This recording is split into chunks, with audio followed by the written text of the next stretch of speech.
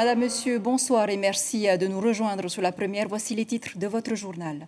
La Polynésie déplore 5 nouveaux décès liés au Covid-19 en 24 heures. Le déploiement des tests antigéniques est devenu crucial. Plusieurs infirmeries communales sont aujourd'hui équipées. Découvrez le mode d'emploi dans ce journal.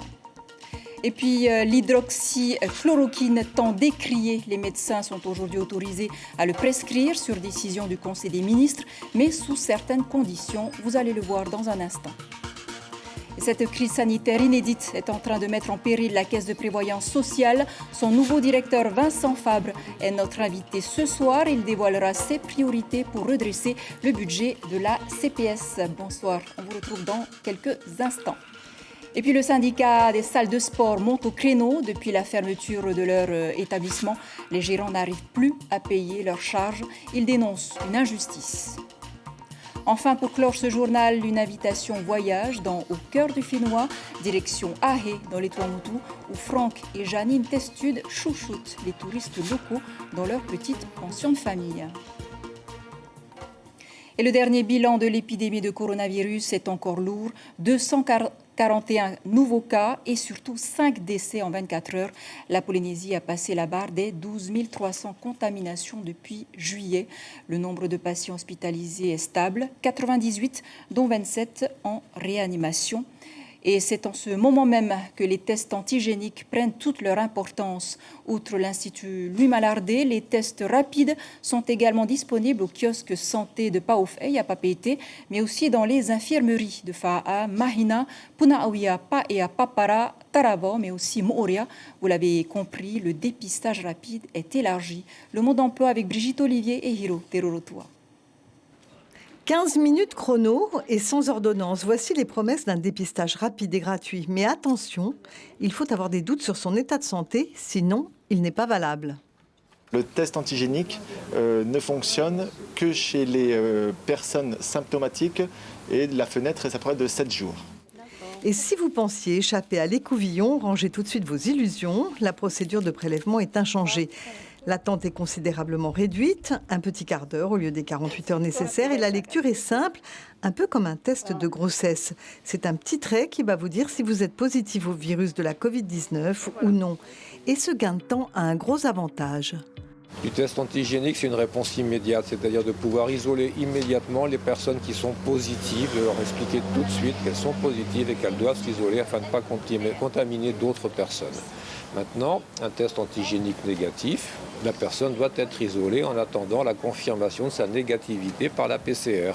Ce n'est pas parce que le test antigénique est négatif qu'on peut retourner au travail ou à l'école ou ne pas faire attention au sein même du domicile. Non, il faut faire attention en attendant le résultat de la PCR. Répétons que ce nouveau dispositif n'est pas fiable sur les personnes ne présentant aucun signe de maladie. Le test PCR reste donc la référence en matière de dépistage du virus. Je vous le disais en titre, c'est un médicament très controversé, l'hydroxychloroquine. Eh bien, Eric Kovic, médecin généraliste, s'est soigné avec contre la Covid-19. C'était au mois d'août. Depuis, il a également traité tous ses proches à leur demande et même ses propres patients à risque. Et il a observé de nettes améliorations en cas de traitement rapide. Nicolas Suir et Mirko Vanfo. Il a été lui-même son premier patient du Covid à essayer l'hydroxychloroquine. Très malade au mois d'août, Eric Kovic, médecin généraliste, commence le traitement au 4e jour de sa maladie. J'ai commencé à m'inquiéter et j'ai décidé à ce moment de prendre le traitement. Donc on était samedi soir du 4e jour. L'hydroxychloroquine et le Zitromax. Et j'ai commencé le traitement à 11h du soir et j'ai pris le traitement à toutes les 6 heures. Et à 12h le lendemain, j'avais plus de symptômes. Le ministre de la Santé, interviewé vendredi dernier, rappelle que l'hydroxychloroquine n'a pas été conçue pour la Covid-19. Aussi, les études ne sont pas probantes. Il y a de nombreuses études qui ont été faites sur ce médicament. Et la plupart des études, pratiquement toutes, mais la plus grande partie de ces études a démontré que ce traitement n'avait pas l'efficacité que l'on disait au départ, qui n'était pas efficace dans le cadre de la prescription pour la Covid-19. Pour Eric, le traitement est inefficace à partir de la 2e semaine. L'idéal est donc de commencer au 3e ou au 4e jour. J'ai 4-5 patients que j'ai pris tard et sur qui l'efficacité du traitement n'a pas été évidente même, et qui ont été hospitalisés ou qui ont nécessité quelques jours d'oxygène lors de la 2e semaine. Ouais. Le gouvernement vient de décider de ne pas rembourser l'hydroxychloroquine pour une utilisation en dehors de celle prévue à l'origine. Pas de remboursement donc, comme par exemple pour la Covid-19. Il avertit également qu'en cas d'accident, le médecin sera responsable et sera seul. Voilà, le ministère de la Santé rappelle que l'utilisation de ce médicament sans suivi médical peut conduire à une hospitalisation. Voilà, Vincent Fabre, merci d'être avec nous ce soir. Vous êtes donc ex-directeur financier à la Socredo et vous avez été fraîchement élu à la direction de la Caisse de prévoyance sociale. Vous avez pris d'ailleurs aux fonctions hier. La situation donc de la Caisse est critique, 4000 salariés en moins depuis mars dernier, c'est moins de cotisations. Quelle est la situation actuelle de la CPS et vos prévisions pour 2021 ? Alors la situation de la Caisse est quand même sous contrôle. Pour rappel, un prêt a été signé au mois d'octobre. Il permet d'assurer l'ensemble des prestations jusqu'à la fin de l'année et même début 2021. Donc il n'y a pas de remise en cause des prestations, ni retraite, ni maladie. Par contre, effectivement, la baisse brutale des cotisations sur 2020 dans le cadre de la crise sanitaire et économique qu'on connaît a généré un déficit et il a fallu pallier par... Un déficit de l'ordre de combien à peu près ? Alors, cette année, l'atterrissage est en cours de finalisation, mais il est de plusieurs milliards. Et surtout, ce sont les prévisions 2021. Le conseil d'administration du régime général des salariés a voté un budget 2021 avec un déficit de l'ordre de 10 milliards qui s'appuie sur des prévisions avec des cotisations effectivement en baisse, tout en maintenant le niveau de prestation. Et à ce stade, on est sur un déficit de 10 milliards, ce qui nécessiterait donc en 2021 de souscrire à un nouvel emprunt. Maintenant, ce qu'il faut indiquer, c'est que la situation, elle est bien sûr très difficile à prévoir.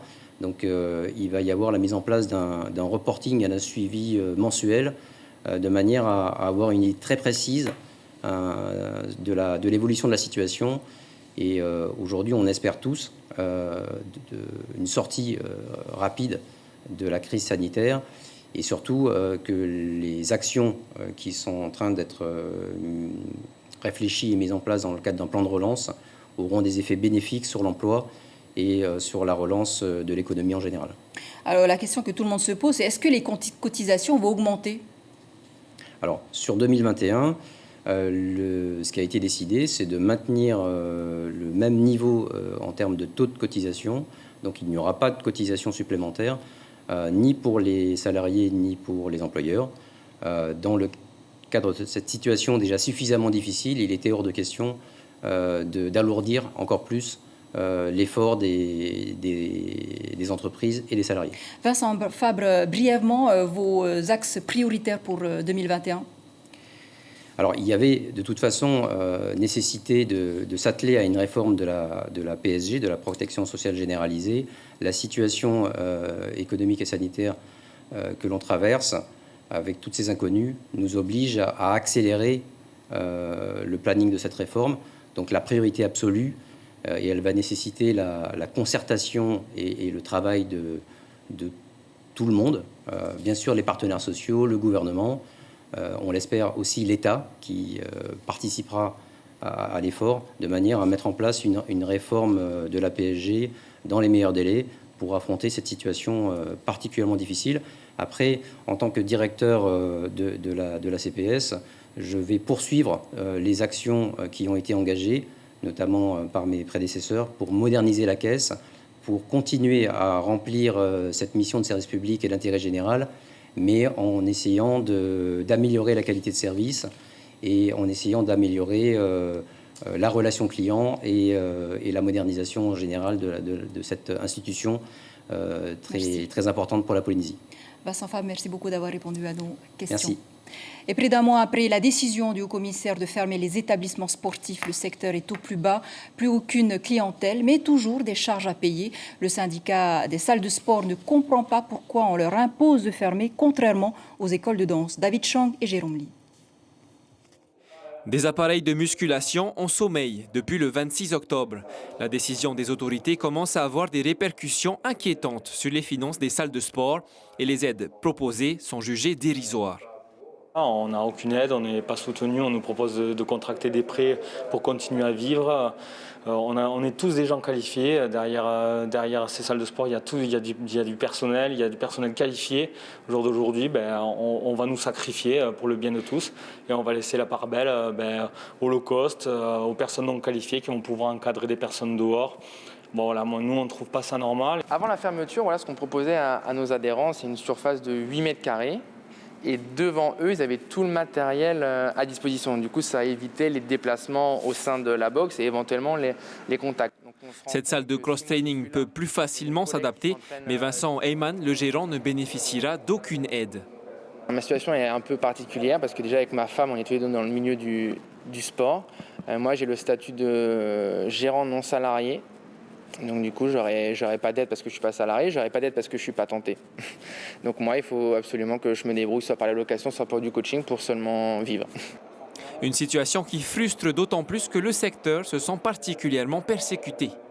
On ne peut même pas venir à une personne faire des coachings, même des groupes de 6, alors que tu vas dans les entreprises, ils sont au moins 6, 8 dans 50 mètres carrés. Nous, on a 350 mètres carrés. On ne peut pas ouvrir sous prétexte qu'on est établissement X et que c'est du sport. Au contraire, au conservatoire de Tipperary, l'activité n'a pas connu d'interruption, mis à part pendant le confinement, une différence de traitement dont Vanina est bien consciente. Je pense que par rapport à ça, on est quand même des enfants gâtés. Et qu'en même temps, si on respecte entièrement les gestes par rapport aux adultes, par rapport aux enfants, si tout le monde se mettait correctement dans les normes, je pense que c'est faisable, quoi. Le secteur des salles de sport représentait 20 établissements. 2 d'entre eux ont déjà mis la clé sous la porte. Et à compter d'aujourd'hui, toutes les compétitions sportives sont interdites. Reste le sport individuel. Nous retrouvons Heyata Buluk en direct du stade Willy Bambridge avec son invité. Comment ça se passe ? Oui, Chiquita, effectivement, depuis ce matin, les compétitions sportives sont interdites à Tahiti, Moorea et aux îles sous le vent. Vous venez de le voir dans ce reportage, les salles de sport sont également fermées. C'est peut-être la raison pour laquelle il y avait du monde ici sur le stade Bambridge. Nous sommes arrivés aux alentours de 16h avec Hiro et il y avait beaucoup de monde qui s'entraînait au football, au crossfit, à la course. Et la nouveauté également, ce qui a été constaté par le gardien de ce stade, c'est l'arrivée des coachs sportifs avec leur groupe d'athlètes sur ce stade. Mais seulement, il y a des mesures à respecter pour entrer dans ce stade, c'est-à-dire le port du masque est obligatoire et le regroupement de plus de 10 personnes sont interdites. Alors, les coachs sportifs comme Cyril Prévost qui a accepté de répondre à nos questions, qui était là depuis 16 heures avec son groupe de boxeurs. Cyril, bonsoir. Bonsoir. Donc, vous êtes là avec un groupe de boxeurs. Comment ça se fait?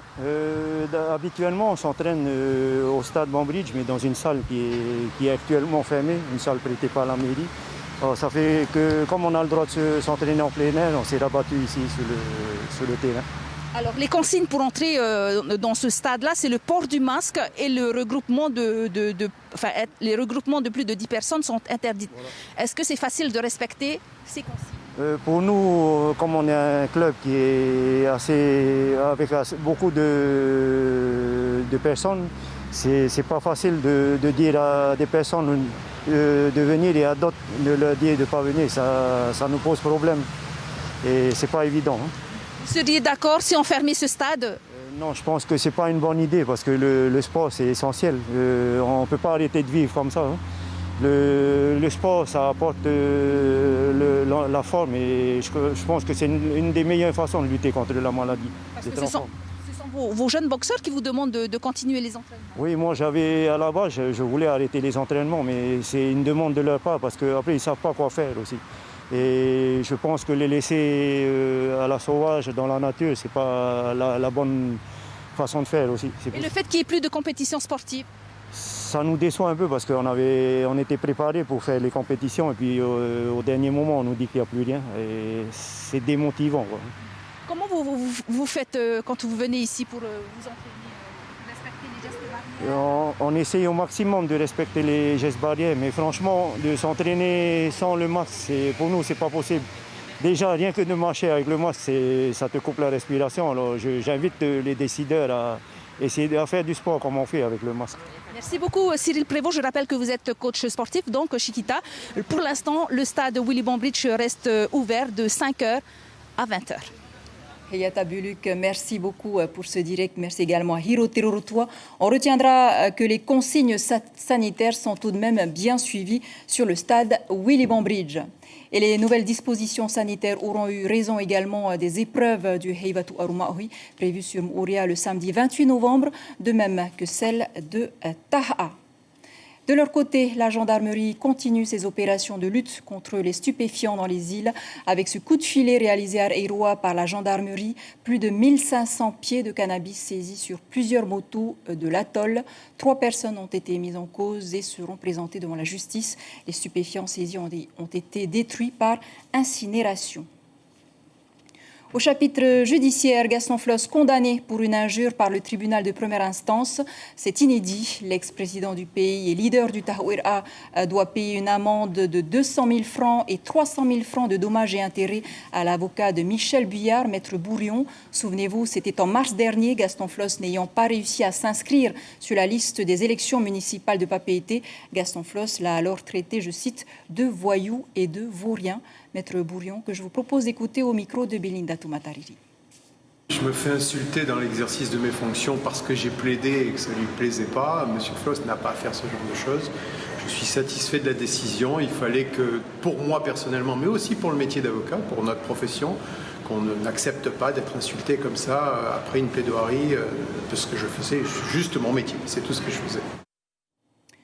Vous le savez, la Polynésie ne présentera pas de Miss Tahiti cette année à Miss France, mais une Polynésienne y sera tout de même présente.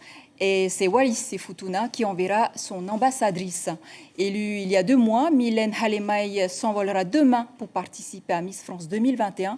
Joueuse professionnelle de tennis, c'est en famille qu'elle peaufine sa préparation avant le grand départ. Son portrait est signé Sivili Vakalepu.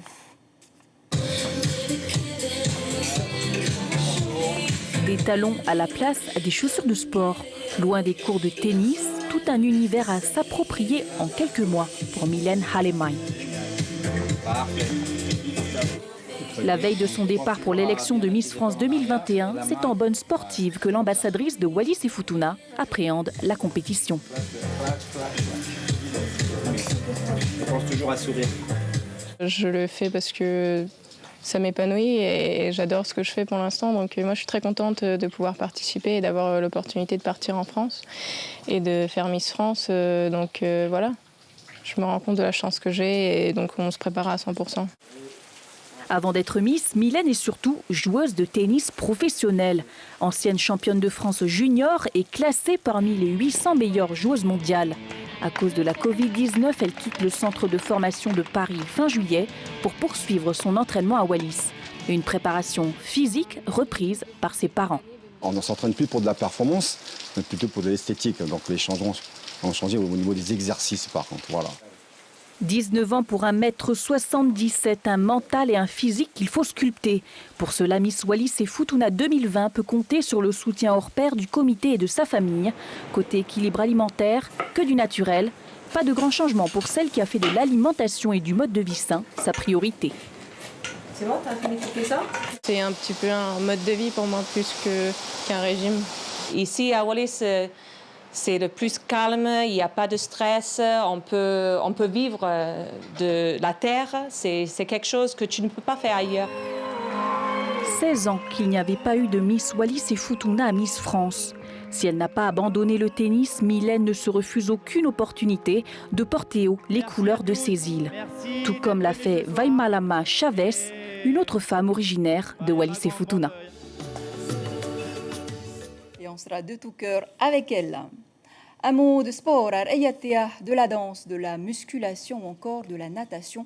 Les élèves de terminale de Outuroa passent leurs épreuves sportives en cette fin de trimestre. 9 groupes ont effectué 2 passages de 2 minutes environ sur un thème libre. Les jeunes ont fait preuve de beaucoup de créativité dans leur chorégraphie et les thèmes choisis. Les précisions au micro de Julien Vesco. Il y a toujours l'adrénaline, le stress de se tremper, d'avoir des trous noirs et tout. Mais une fois que tu es à l'intérieur, que tu sens la musique, tu te sens bien et tu te lâches. Le baccalauréat en EPS a lieu à chaque fin de trimestre. Donc là, on vient de terminer un cycle de danse qui a été évalué aujourd'hui. Et donc cette note va compter à la fin de l'année pour le baccalauréat. Mais il y aura 2 autres notes aussi. Elles vont passer la muscu et la natation en même temps. Donc c'est notre cycle de danse qui vient de se terminer. Comme promis, pour clore ce journal, on vous emmène loin des préoccupations quotidiennes. Direction Ahé, où Franck et Janine Testude ont créé leur pension, le Coco Perle. Ces derniers mois, ils ont reçu des touristes locaux, ravis de découvrir un atoll sauvage et préservé, mais surtout, ils ont découvert la vie en autarcie. Le reportage sur place de Brigitte Olivier et Lionel Petit.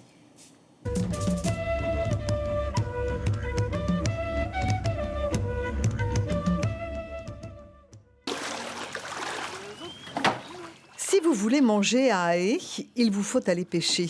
Heureusement que dans les groupes de touristes que Franck Testu reçoit, il y a toujours des pros volontaires pour taquiner les mérous et les perroquets, tandis que les autres portent les glacières. Mais pas seulement, ils iront découvrir les plus beaux endroits de l'atoll en snorkeling, à pied, à la nage, avec cet hôte passionné qui ne se lasse pas de faire découvrir son île d'adoption.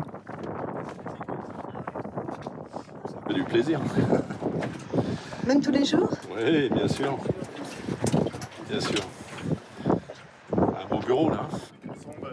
Ces deux-là sont les pêcheurs du jour, un jeune Tahitien et un avocat connu qui aime ce sport sans jamais être blasé.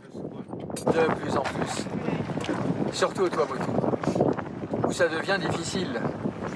Alors qu'avant, c'était vraiment un jeu de massacre il y a 30 ans. C'était même pas amusant. Il fallait se concentrer sur les grosses pièces. Maintenant, quand on voit une grosse pièce, à défaut de la prendre, c'est magnifique. Durant ces 3 jours, les touristes, principalement des locaux, vont aller d'un spot à l'autre, des endroits tous différents et souvent fréquentés par toutes sortes de requins. Vigilance de mise. Explication, surveillance. Et voilà, il faut bien organiser, il faut bien gérer. Et il ne faut pas avoir peur de se répéter aussi. Le soir, après de longues journées ensoleillées et salées, les visiteurs dégustent les prises du jour. Mais derrière toute cette organisation, ils ne sont que 2, Franck et la douce et discrète Janine, une Tahitienne qui n'a pas peur du travail. À eux 2, ils ont reçu 660 touristes l'année dernière et ils aiment cette vie de la beurre au soleil. Disons que oui, c'est ce qu'on... Franck et moi recherchaient depuis des années. Donc maintenant qu'on a trouvé l'endroit idéal, donc voilà. Et puis voir les Tuamotu, c'est beau. Mais pour offrir à leurs hôtes un minimum de confort, le couple a investi dans des systèmes de production d'électricité et d'eau douce qui font de cet endroit reculé un mini-village très confortable. Sur les toits, 1000 mètres carrés de panneaux solaires permettent d'assurer l'électrification de cet endroit. Les citernes contiennent 100 000 litres d'eau, de l'eau fournie par la pluie, mais surtout par un osmoseur qui pompe dans le lagon et dessale. Donc là, c'est la première partie, c'est le gavage. Le gavage et le nettoyage de l'eau dans les préfiltres. Et puis ensuite, on met en route la pompe HP. Voilà. Et on met en pression. De l'eau douce, en direct. Aucun problème. Mais le must, c'est l'eau saumâtre de la nappe phréatique qui sert aux toilettes. Chaque bungalow bénéficie donc de 3 arrivées différentes pour 3 usages différents. Franck et Janine ont aussi installé un jardin potager et planté des arbres fruitiers. Une jolie manière de démontrer qu'au Tuamotu, on peut tout faire. Voilà, et demain, Amélie Ponce, chargée de communication CEFI, sera l'invité café de votre matinale radio. Il sera question des aides et de l'accompagnement professionnel pour les travailleurs handicapés. Je vous rappelle l'information principale de cette édition. La Polynésie déplore 5 nouveaux décès liés au Covid-19 en 24 heures. Le déploiement des tests antigéniques est devenu crucial. Plusieurs infirmeries communales sont aujourd'hui équipées. Papeete, Fa'a, Mahina, Punaoya, Pa'ea, Papara Taravao et aussi à Moorea.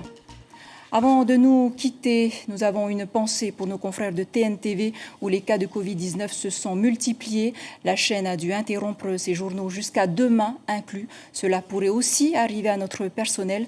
Aussi à Polynésie, la première leur souhaite un bon rétablissement, notamment à tous ceux qui ont été touchés par l'épidémie.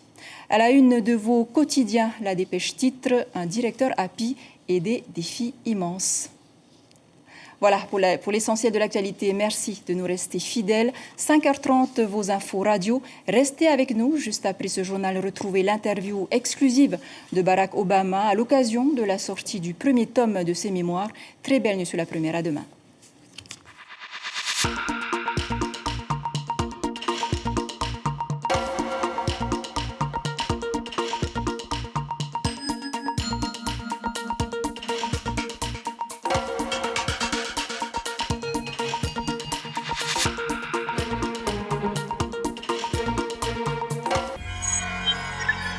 Retrouvez ce programme en replay sur notre site internet